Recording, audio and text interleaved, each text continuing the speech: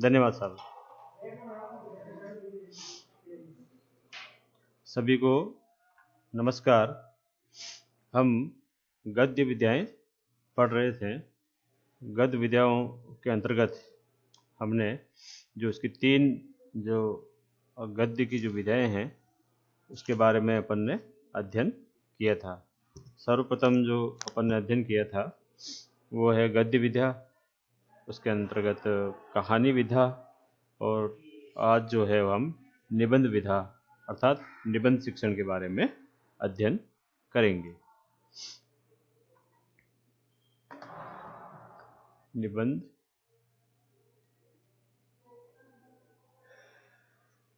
शिक्षण। मैं हिंदी शिक्षण शास्त्र बीए 3rd ईयर के अंतर्गत पढ़ा रहा हूँ। निबंध शिक्षण।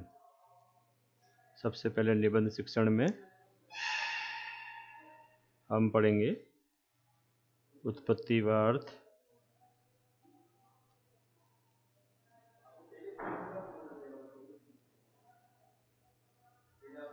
दूसरे में पढ़ेंगे इसके प्रकार,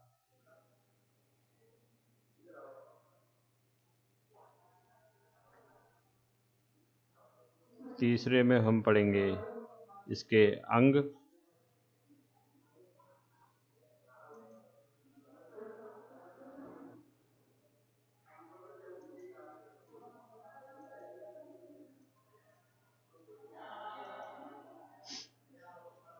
इसके अंग,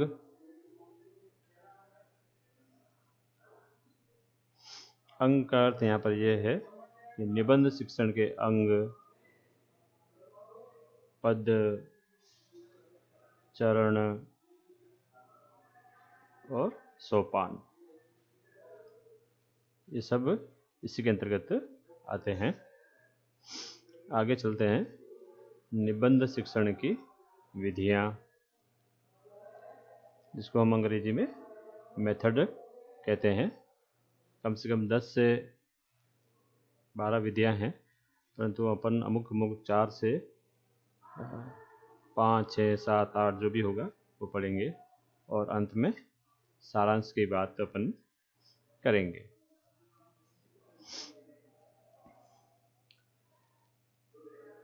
निबंध शिक्षण साहित्य की विभिन्न विधाओं के द्वारा शिक्षक मातृभाषा के शिक्षक का कार्य करवाता है और स्वाभाविक प्रकृति अभिव्यक्ति को विकसित करने में प्रयासरत रहता है।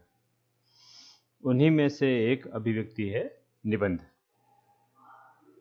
निबंध नि धन बंध है ना। निबंध जो है इसकी उत्पत्ति नि धन बंध से हुई है। इसका सामान्य अर्थ है अच्छी तरह से बंधा हुआ, अर्थात किसी निश्चित विषय पर विचारों को सूचीबद्ध करना निबंध कहलाता है। निबंध में विचारों की अभिव्यक्ति क्रमबद्ध तथा सर्वमान्य भाषा में की जानी चाहिए। विचारों के प्रस्तुतिकरण में व्यापकता के कारण ही उसे गद्य की कसौटी में कसा गया है और गद्य की कसौटी में माना गया है। नि धन बंध, ये मूल बात इसमें आ रही है, जिसे कहते हैं अच्छी तरह से बंधा हुआ, जिसमें अभिव्यक्ति की क्रमबद्धता, सर्वमान्यता, सूचीबद्ध विचारों को सूचीबद्ध करना है ना, निश्चितता इत्यादि बातें इसमें आती है।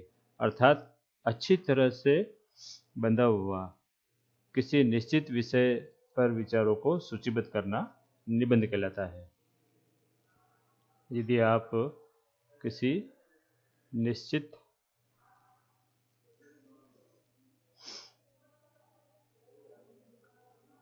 विषय पर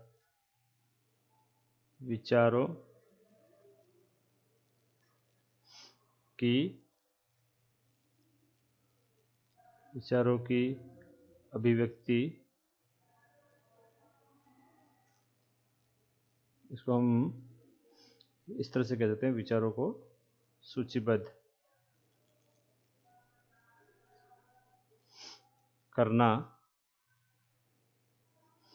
निबंध है।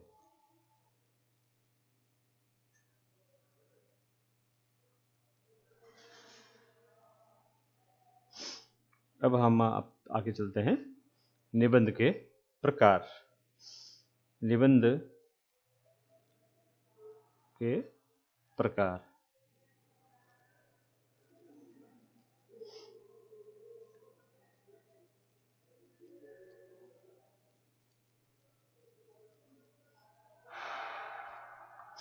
विचारों की अभिव्यक्ति पर वातावरण का प्रभाव अवश्य विद्यमान रहता है। इस दृष्टि से निबंध के 4 प्रकार बताए गए हैं। वो जो 4 प्रकार है निम्नलिखित है। पहला जो प्रकार है वर्णनात्मक, दूसरा जो प्रकार है आपका विवरणात्मक,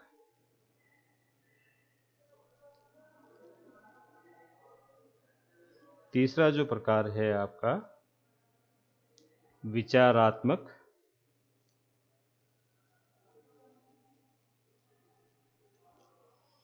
चौथा जो प्रकार है भावात्मक। वर्णन से इसमें वर्णात्मक आया है, विवरण से विवरणात्मक आया है, विचार से विचारात्मक आया है और भाव से भावात्मक आया है। इस प्रकार के निबंध प्राकृतिक उपकरणों, मौलिक पदार्थों, घटनाओं, दृश्यों, वातावरण आदि के वर्णन से संबंधित होते हैं। यथार्थ के साथ कल्पना का भी इसमें समावेश होता है। दूसरा जो है अपना विवरणात्मक। विवरणात्मक निबंधों का संबंध ऐतिहासिक घटनाओं तथा साहित्यिक सूत्रों से होता है। इसे विद्यार्थी अपने पूर्व अध्ययन के आधार पर लिखने का प्रयास करते हैं। तीसरा विचारात्मक निबंध। विचारात्मक निबंधों में विचारों की प्रधानता होती है ना, जैसा ही इसके नाम से ही स्पष्ट होता है। विचारों की प्रधानता होते हुए उनमें तर्कशील, चिंतनशील तथा विवेचनशील संयोजन रहता है। इनके विषय दर्शन, आध्यात्म, मनोविज्ञान, साहित्य तथा समाज से लिए जाते हैं।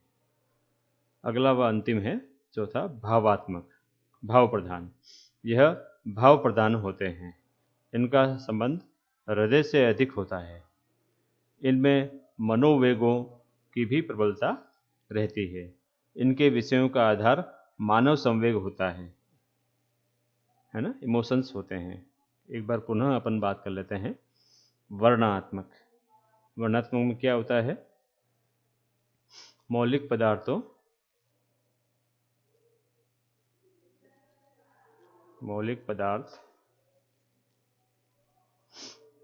है ना, दूसरा घटनाओं,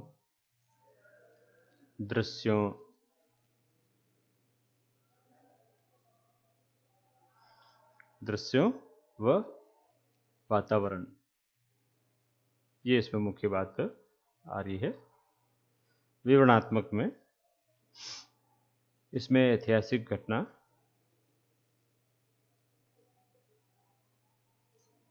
घटनाओं व साहित्यिक सूत्रों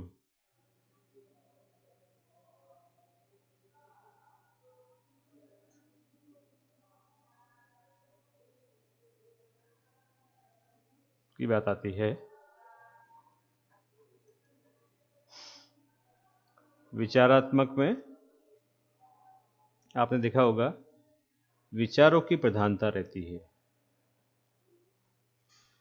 विचारों की विचार प्रधान, विचारों की प्रधानता, जैसे तर्कशील,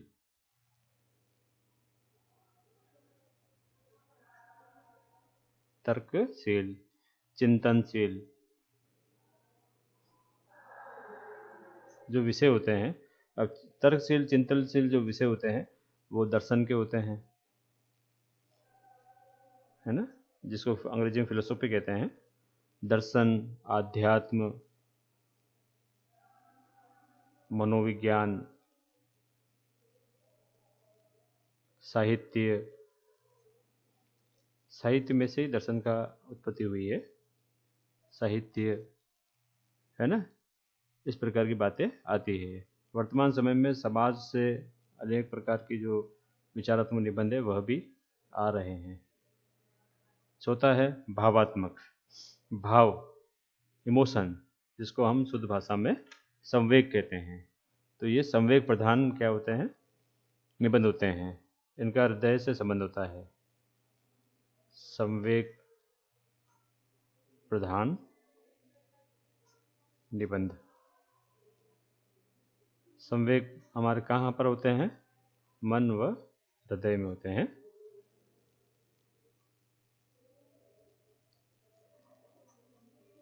अब हम आगे चलते हैं।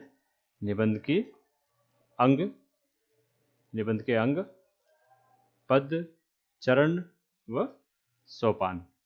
तो अपन इसको अगले प्रश्न में ले लेते हैं।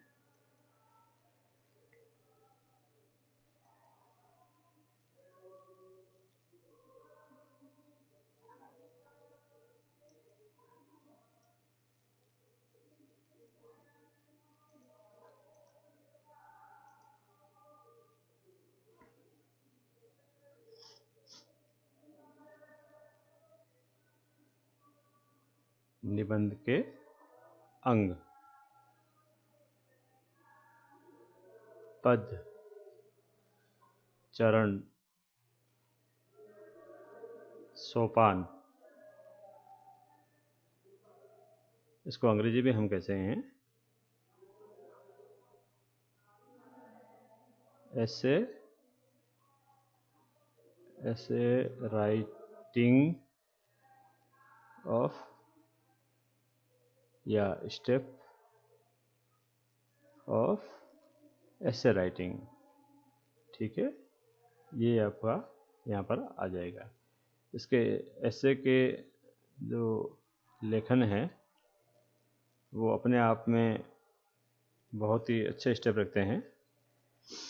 निबंध लेखन के 3 चरण, पद, सोपान या अंग होते हैं।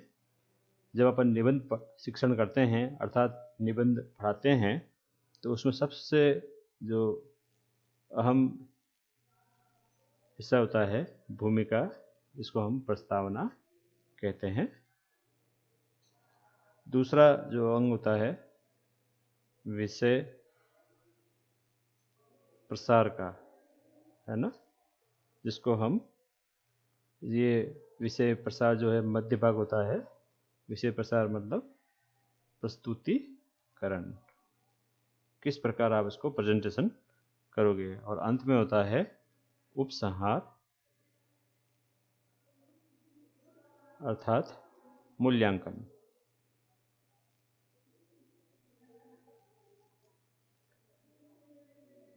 या सारांश, जो भी आप करना चाहते हो, सार। आपने देखा होगा यदि किसी भी चीज़ की शुरुआत अच्छी होती है तो उसका अंत तो अच्छा ही माना जाता है। सर्वप्रथम भूमिका या प्रस्तावना होती है। विषय का परिचय दे करके विषय की ओर आकर्षित करना इसका मूल उद्देश्य होता है। जब आप निबंध प्रारंभ करते हैं तो कई प्रकार के जो बालक बालिकाएं हैं वो क्या है, दूसरे विषय की ओर होते हैं। जब दूसरे विषय की ओर वो उनका ध्यान आकर्षण होता है तो वो उसको हिंदी में इस विधा, निबंध विधा में लाने के लिए उसे प्रस्तावना करते हैं। प्रस्तावना कई प्रकार से अपन पूछ सकते हैं। प्रस्तावना जो आपकी होगी आप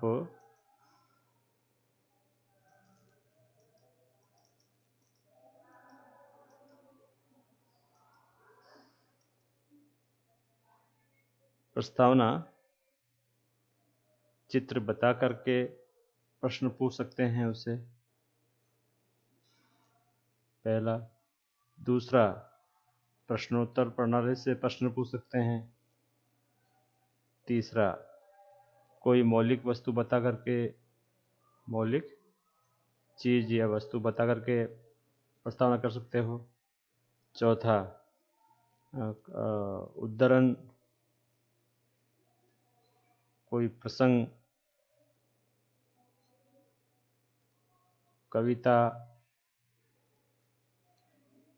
या अन्य से भी प्रस्तावना कर सकते हो। चित्र बता करके कैसे? जैसे मान लीजिए आपको उनको कहना है कि कमल पर आप अपने विचार प्रस्तुत कीजिए, तो कमल का जो फूल होगा उसको बता करके आपको उससे प्रश्न पूछना है। तो आपने क्या करा? कमल का चित्र बनाया है ना, और उससे पूछा है कि प्रस्तुत चित्र किसका है।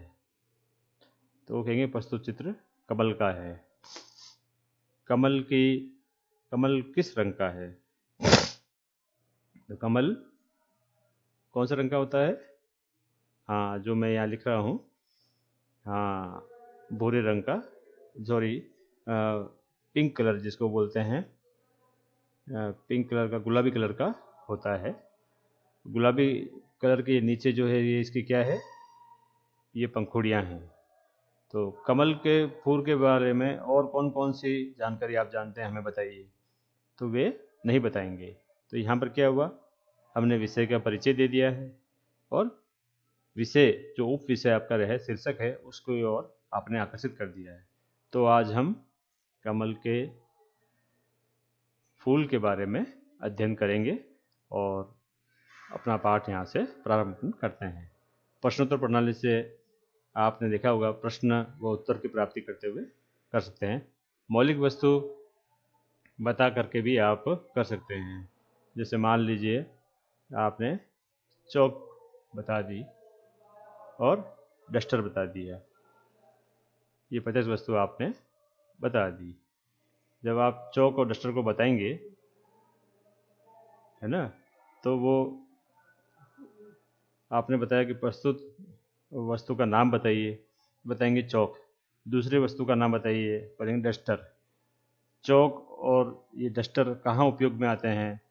तो आप बोलोगे कि भी चौक और डस्टर ये किसी कोचिंग संस्थान में, किसी विद्यालय में, किसी महाविद्यालय की कक्षा कक्ष में इनका उपयोग किया जाता है ना। तो फिर आप बोलोगे कि भी मान लीजिए किसी विद्यालय का परिचय देना है जो बहुत ही आदर्श लिए हुए है, तो मान लीजिए गुरुकुल पद्धति के बारे में आप क्या जानते हैं, तो वो उसको नहीं कह पाएंगे। तो फिर आपको बोलना है, तो आज हम गुरुकुल और इसकी पद्धति जो है उसके बारे में अपन निबंध लिखेंगे। इसी प्रकार उद्धरण, प्रसंग, कविता या अन्य से भी इसका प्रस्तावना या परिचय या भूमिका निकाली जाती है, जिसको हम समा बांधना कहते हैं। अगला जो है प्रस्तुतिकरण स्टेप में आते हैं। जब आपका यहाँ पर उद्देश्य कथन हो चुका होता है तो यहाँ प्रस्तुतिकरण आते हैं। प्रस्तुतिकरण में क्या है? विषय का प्रसार होता है। निबंध जो होता है उसको 3 या 4 भागों में बांट लिया जाता है। 3 से 4 भागों में बांटने में एक भाग में निबंध का प्रारंभ हो जाता है, दूसरे भाग में निबंध का मध्य का हिस्सा आता है जो मूल हिस्सा होता है, और तीसरे भाग में अंत होता है जिसे समापन भी कहते हैं। यहाँ पर अपने विचारों को बताना पड़ता है। विद्यार्थी को प्रश्नोत्तरी के माध्यम से या चित्र के माध्यम से अथवा अन्य के माध्यम से इनको क्या करते हैं? निबंध लेखन का बात बताते हैं। ठीक है, इसके बारे में अपन आगे पढ़ते हैं। अगला जो है अंत में जो होता है उपसंहार मूल्यांकन। जब ये सभी 1, 2 और 3 ये सभी एक दूसरे से सहसंबंध रखते हैं, है ना, और अपना आगे का प्रारंभ करते हैं। मूल्यांकन उपसंहार जब अपन करते हैं तो निबंध में जो संदेश होता है, निबंध में जो मूल बात होती है, मूल जो भी बात होती है वो यहाँ पर आती है, मूल संदेश भी कह सकते हैं इसको, वो हम यहाँ पर लाते हैं। और अंत में जब पाठ का अंत होता है तो उसमें मूल्यांकन प्रश्न या सार पूछा जाता है। मूल्यांकन प्रश्न कई प्रकार से आप पूछ सकते हो। रिक्त स्थान की पूर्ति कीजिए, कोष्टक में उत्तर दीजिए, जोड़ियां मिलान कीजिए,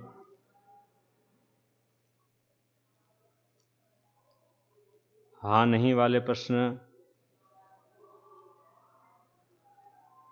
सत्य असत्य भी इसमें आते हैं, सत्य असत्य, और एक वाक्य के प्रश्न भी इसमें आते हैं।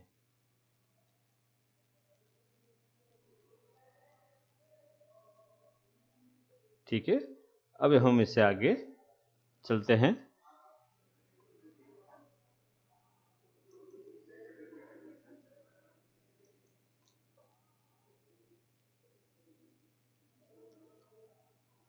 निबंध शिक्षण के उद्देश्य। हम शायद उद्देश्य को भूल गए थे। उद्देश्य भी इसमें कहीं ना कहीं बहुत ही इम्पोर्टेंट है कि भाई निबंध शिक्षण के कौन कौन से उद्देश्य हमारे यहाँ पर होते हैं। ये चौथा बिंदु है, हम उसको अगले जो प्रश्न में उसको सही कर देते हैं।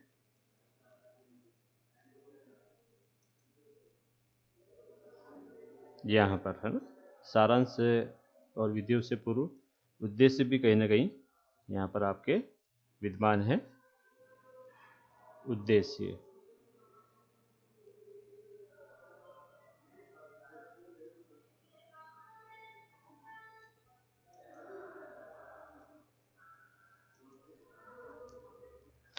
निबंध शिक्षण के जो उद्देश्य है उसके बारे में चर्चा कर लेते हैं यहाँ पर। इसके मूलतः 10 उद्देश्य है। हालांकि विद्वानों ने अपने अनुसार उद्देश्यों में किसी ने कम बताए हैं और किसी ने अधिक बताए हैं, परंतु यहाँ पर अपन मूल उद्देश्यों पर ही बात कर लेते हैं। अभिव्यक्ति की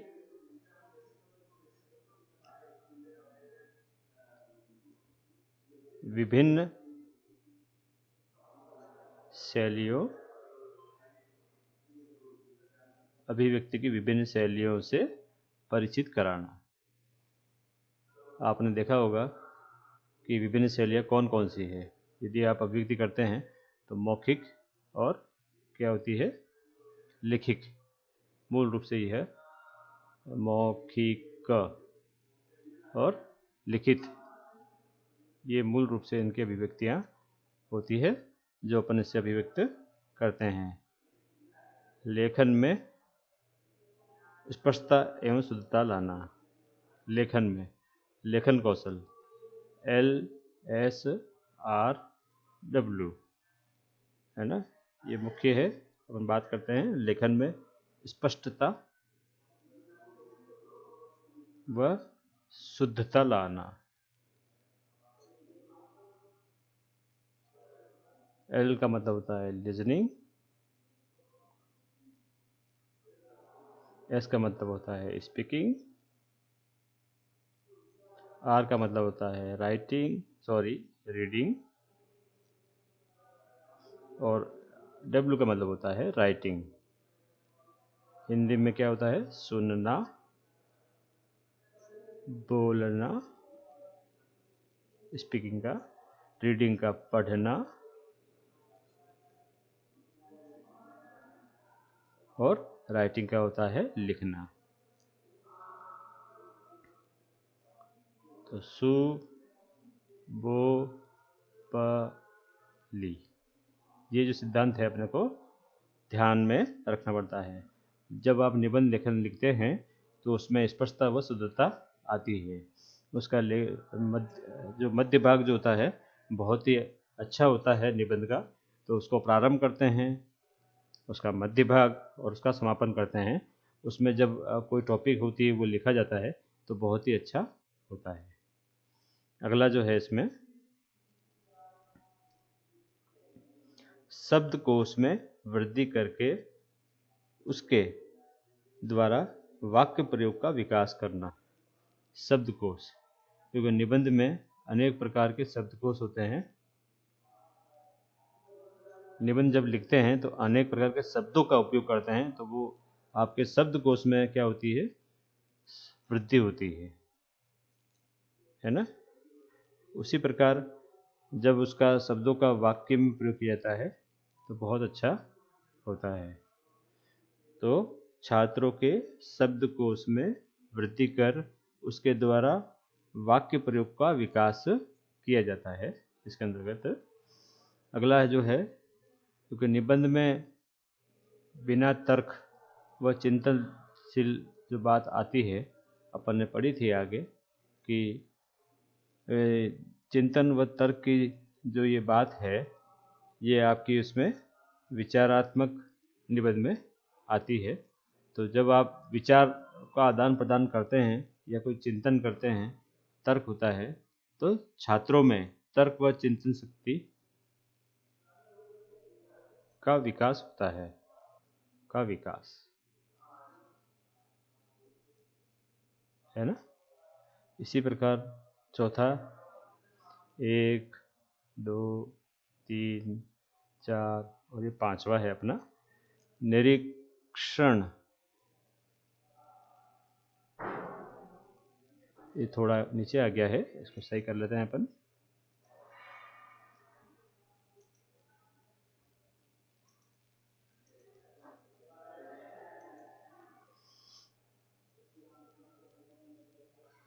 निरीक्षणात्मक शक्ति का विकास करना। निबंध लिखते हैं तो कई प्रकार, जैसे चित्र बता करके, सूत्र विधि द्वारा, प्रश्नोत्तर द्वारा, है ना, कई प्रकार की मुद्रा होती है, कई प्रकार उसका अनुकरण करता है। तो छात्र में क्या है, निरीक्षण क्षमता की विकास होती है, सुपरविजन जिसको कहते हैं, है ना। तो जब सुपरविजन करता है, किसी चीज़ पर चिंतन करता है, तर्क करता है, उसके शब्द कोश में वृद्धि है और वाक्य में प्रयोग लाता है, लेखन में स्पष्टता और शुद्धता लाने का प्रयास करता है, तो ये सभी के लिए उसकी निरीक्षण शक्ति अर्थात देखो और कहो जो विधि है वो यहाँ पर काम करती है। जिसकी निरीक्षण शक्ति जितनी अच्छी होगी उतने ही अच्छे वह निबंध का लिख सकेगा। विचारों में तारतम्यता रखना। कई प्रकार के विचारों का आदान प्रदान होता है, जैसे आपने कहा था विचारों में तारतम्यता, तारतम्यता रखना। विचार कई तरह से उसके मन में आए हैं, परंतु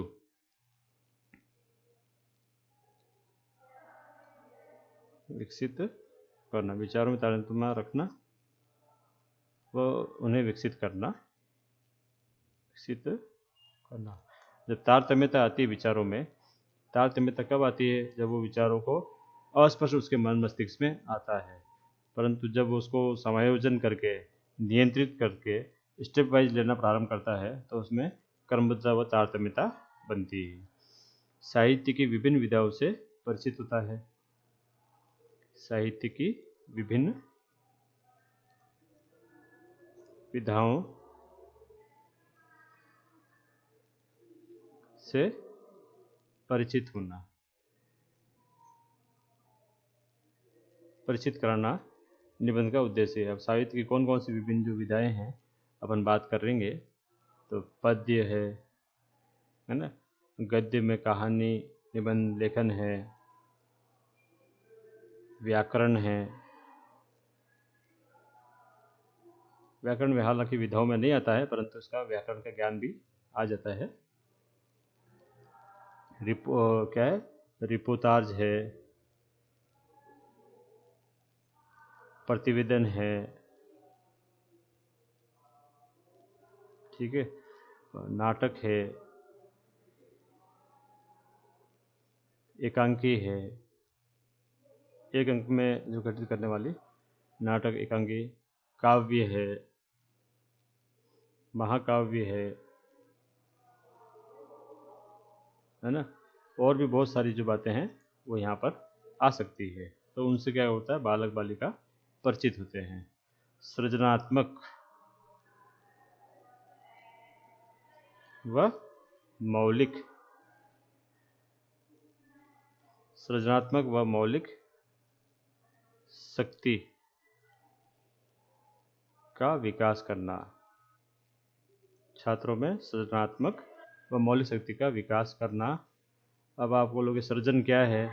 क्रिएटिविटी है ना। तो क्रिएटिविटी, कई जो बालक बालिकाएं हैं वो क्रिएटिव होते हैं, उनमें अनेक प्रकार की जो है ना विचारों की अभिव्यक्त करने की ज़बरदस्त क्षमता होती है, और उनका जो मूल से मौलिक निकला है, तो मूल जो होता है उनका सृजन होता है, तो वो उससे वो करते हैं। जब अनेक प्रकार की, जैसे मान लीजिए निबंध के लिए अपन कहते हैं कि बालकों को इन दोनों क्या चल रहा है, कोरोना पर निबंध लिखना है कि कोरोना से बचाव के लिए सामान्य जन को क्या क्या करना चाहिए। तो जिनका सृजनात्मक व मौलिक शक्ति अच्छी है तो वो अनेक प्रकार के वहाँ उपाय बताएंगी, और इसको रोकने के लिए क्या क्या कर हमें क्या किन किन संसाधनों या साधनों का उपयोग करना चाहिए, उसके बारे में भी चर्चा वो फटाक से कर लेंगे। अगला जो है व्याकरण सम्मत भाषा का प्रयोग करना।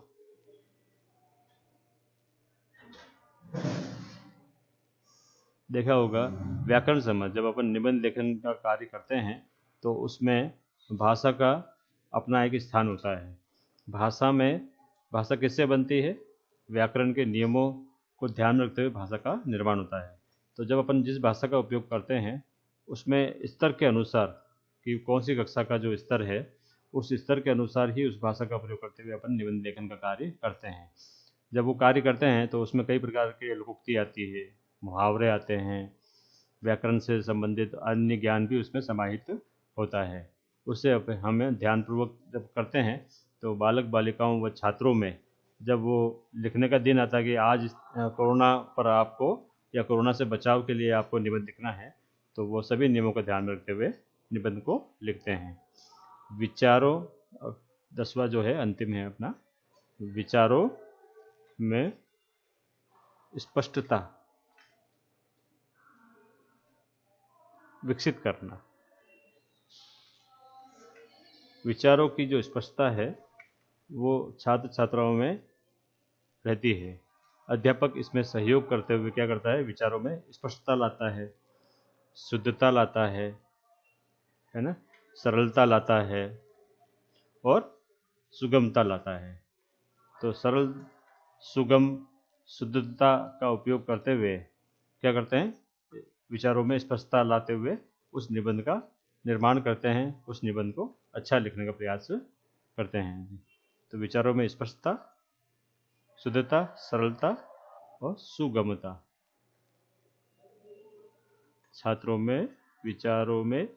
के विचारों में स्पष्टता विकसित करना, है ना, ये तैयारी है। अब हम अगला जो है, इसके आगे जो है वो निबंध शिक्षण की विधियां, उसके बारे में अपन पढ़ते हैं आगे।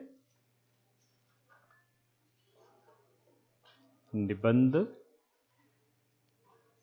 शिक्षण की विधियां।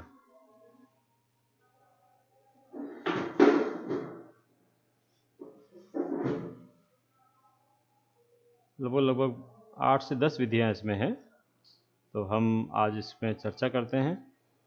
बहुत ही अच्छी अच्छी जो विधियां हैं आपके इसमें आई हुई है। इन विधियों प्रविधियों का उपयोग करते हुए निबंध को अच्छा बनाया जाता है। पहला जो अपन है, चित्रात्मक।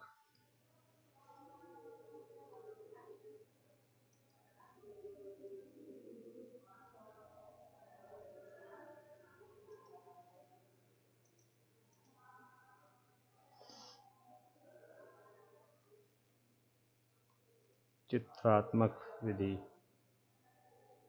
दूसरा है प्रश्नोत्तर विधि।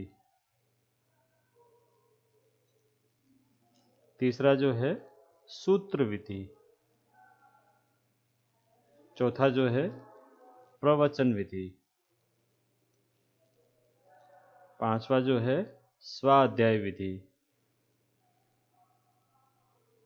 छठवा मंत्रणा विधि। सातवां जो है अनुकरण विधि। और आठवां जो आपका है अंत में है वाद विवाद विधि।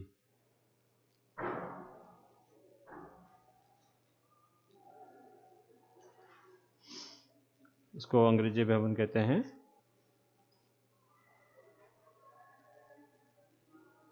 Methods of essay writing.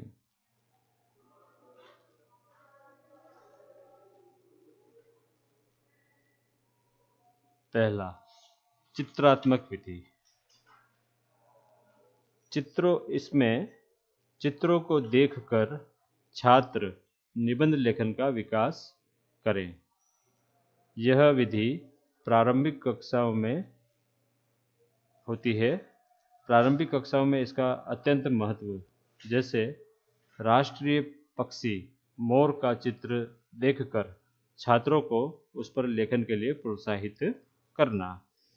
चित्रात्मक विधि जैसे आपने बोला देखा होगा 5 से 8वीं कक्षा तक की जो है जब निबंध लेखन प्रारंभ हो जाता है तो यहाँ पर इसकी बात होती है। मोर को देख करके उनको क्या करना है, निबंध कार्य लिखना है। परंतु आपने मोर लाया ही नहीं है, चाहे किसी भी रूप में लाए, आप चित्र के रूप में लाए, मूल रूप में लाए, मूल रूप में आप दिखा दे उसको, या मॉडल के रूप में लाए, तो यहाँ पर आपको अच्छा होगा। तो चित्र है ना, चार्ट, मॉडल या खिलौने से जो बनता है, खिलौना का मोर होता है, उसको भी आप बता सकते हैं, वो भी मॉडल में ही आता है। इसको बता करके छात्रों को अपन कहते हैं कि आप चित्र को देख करके मोर विषय पर निबंध लिखिए। तो वो मोर विषय पर निबंध लिखेगा या लिखेगी। दूसरा जो है प्रश्नोत्तर विधि। इसके अंतर्गत प्रश्नों के प्राप्त उत्तरों के आधार पर निबंध की रूपरेखा तैयार की जाती है। प्रश्नों का विकास क्रमिक रूप से होता है, एक के बाद दूसरा, दूसरे के बाद में तीसरा। क्रमिक रूप से होता है। प्रश्न संक्षिप्त, सरल एवं स्पष्ट हो, इसका ध्यान रखना पड़ता है। प्राप्त उत्तरों में संकेतों को श्यामपट्ट पर भी शिक्षक लिखता चलता है। पूरा निबंध समाप्त होने पर विद्यार्थियों से निबंध लेखन का कार्य करवाया जाता है। तो इसमें मुख्य जो बातें हैं आपकी, एक तो विचारों में क्रमबद्धता होनी चाहिए, दूसरा जो है प्रश्न संक्षिप्त हो, जैसे हमने उद्देश्य में बात करी थी, सरल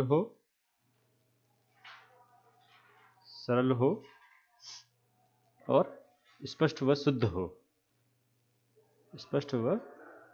हो, ठीक है। इसी प्रकार इसमें क्या करते हैं, जब ये कार्य करते हैं तो शिक्षक क्या करता है, मुख्य बिंदुओं को श्यामपट्ट पर लिखता चला जाता है, ताकि वो क्रमबद्धता या निश्चितता बनी रहे और अंत में निबंध लेखन के लिए छात्रों को प्रोत्साहित किया जाता है। सूत्र विधि। सूत्र विधि में विषय से संबंधित मुख्य सूत्र या बिंदुओं को शिक्षक श्यामपट्ट पर लिख देता है। इनके आधार पर बालक निबंध लेखन का प्रयास करता है। यह बिंदु उसमें पूर्व ज्ञान पर आधारित होने चाहिए। किसी भी स्तर पर इसका प्रयोग किया जा सकता है। विषय स्तरानुकूल होता है।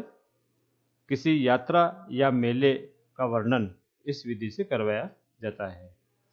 यात्रा या मेले, है ना, का वर्णन।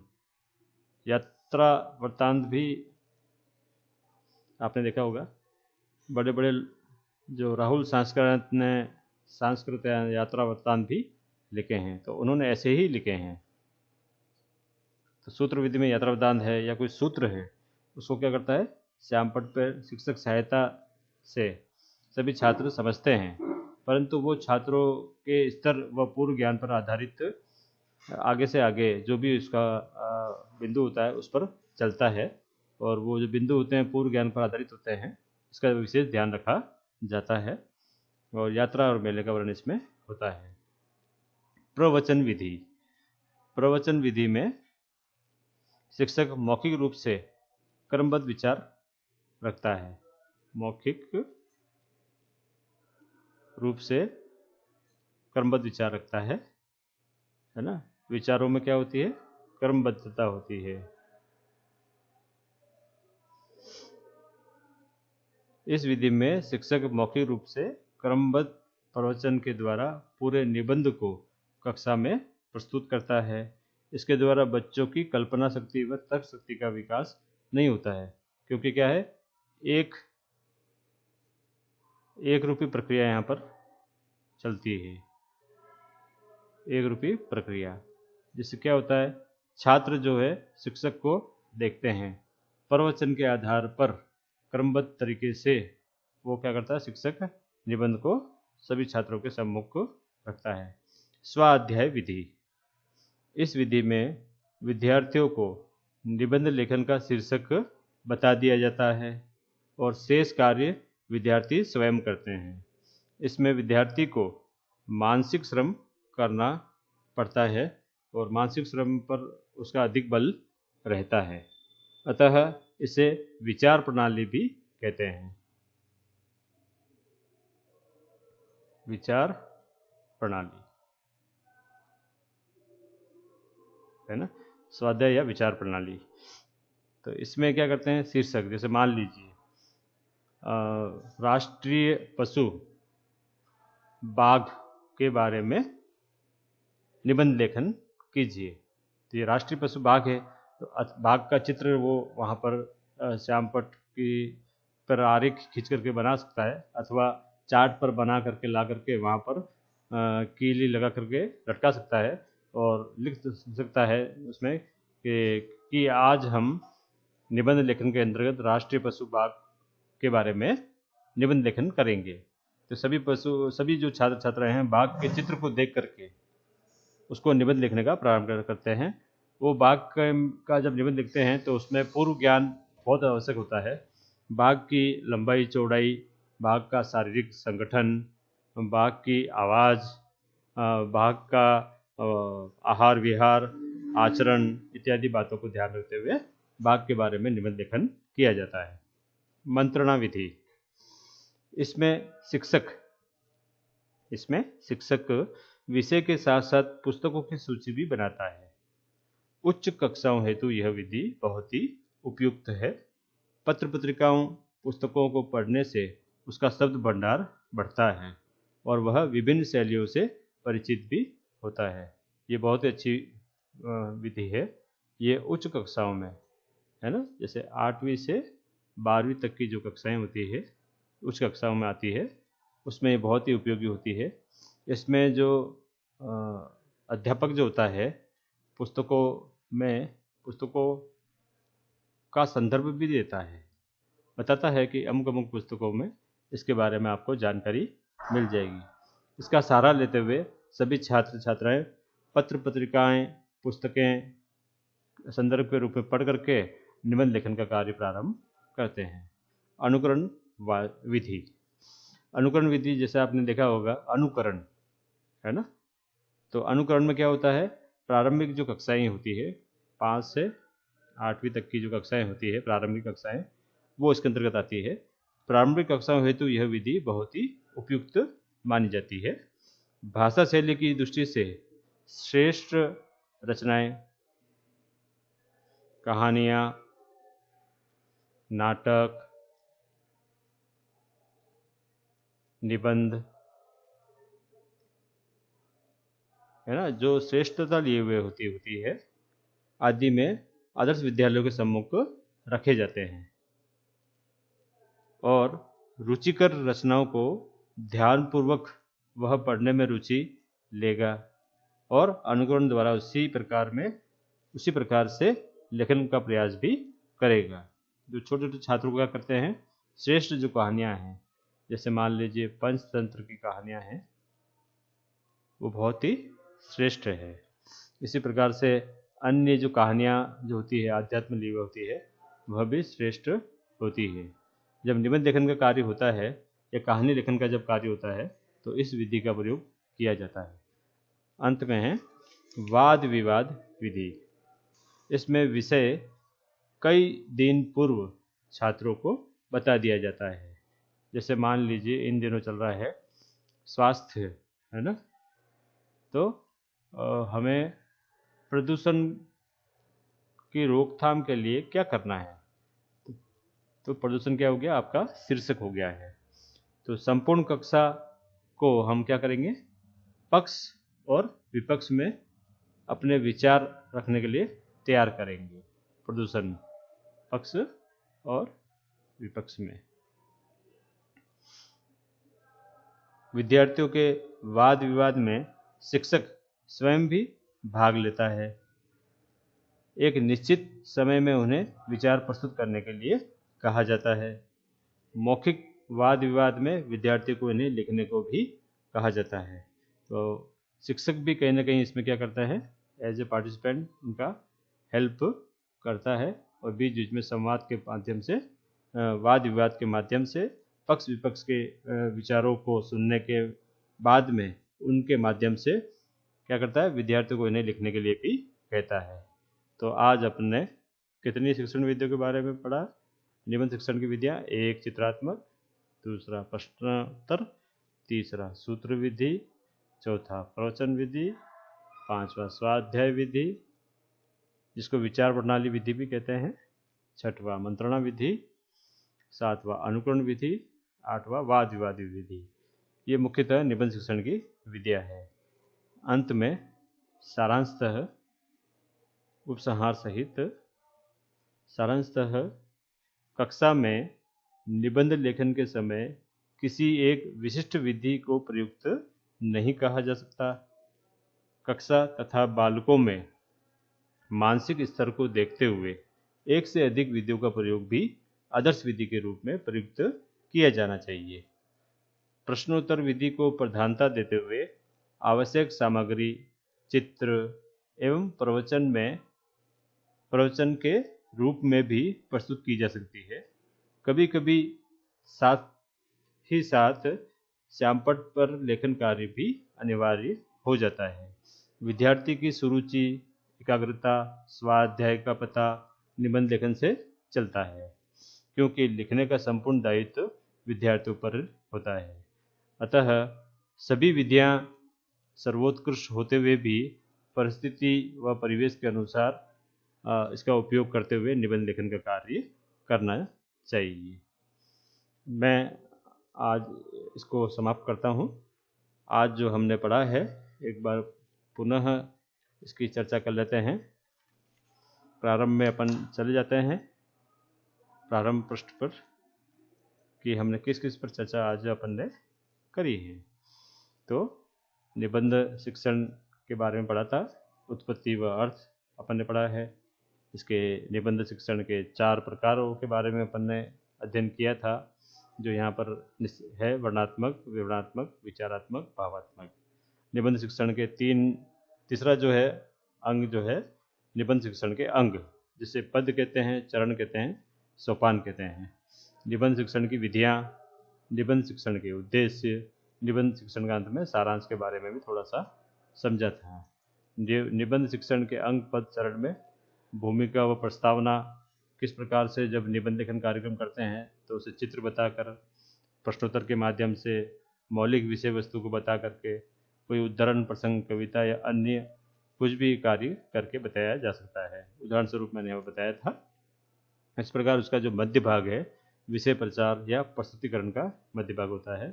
इसको 3 से 4 भागों में बांटा जाता है, प्रारंभ, मध्य या अंत, समापन। इसको जब निबंध लेखन करते हैं तो उसमें इसको विशेष इसकी आवश्यकता होती है।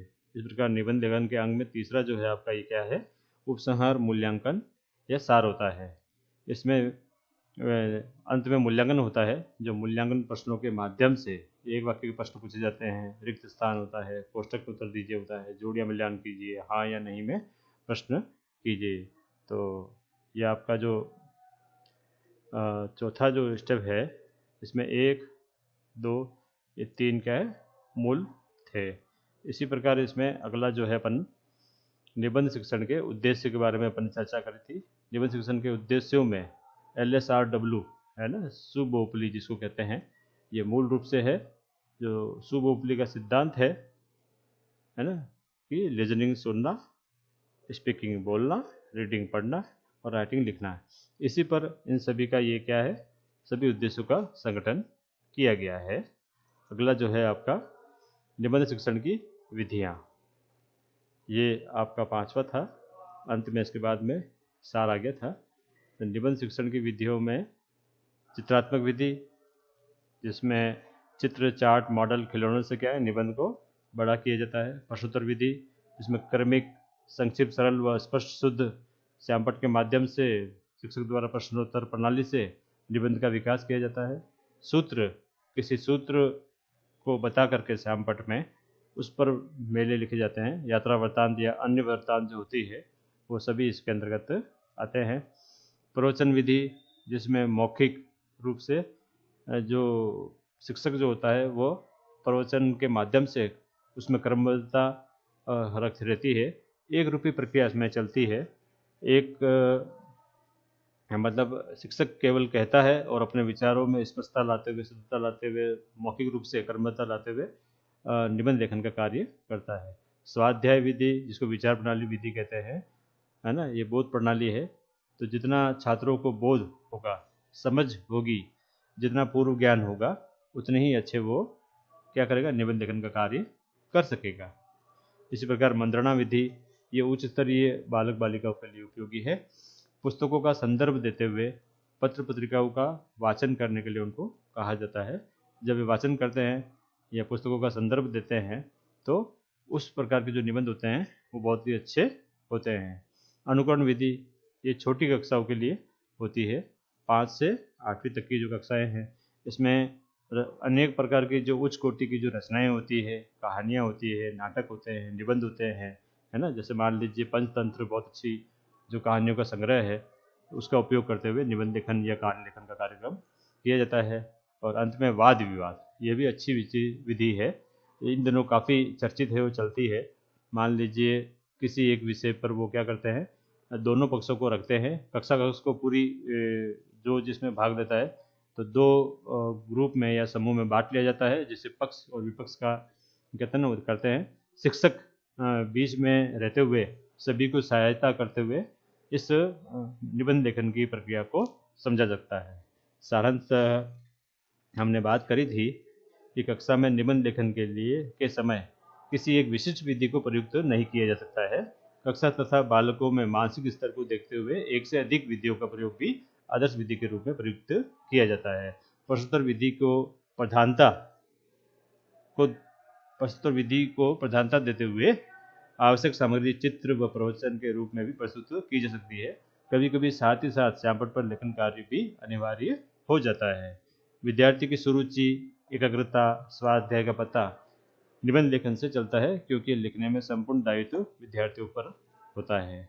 आपको इससे संबंधित यदि कोई प्रश्न पूछना हो तो शनिवार आप 12 से 1 के या 2 के बीच में आए तो अपन इसका समाधान करेंगे।